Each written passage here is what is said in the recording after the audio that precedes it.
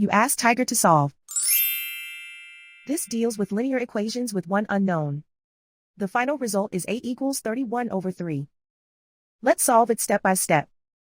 Simplify the expression. Expand the parentheses. Simplify the arithmetic. Swap sides. Group all constants on the right side of the equation. Add 21 to both sides. Simplify the arithmetic.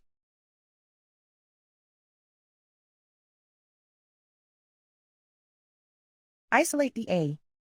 Divide both sides by 3. Simplify the fraction.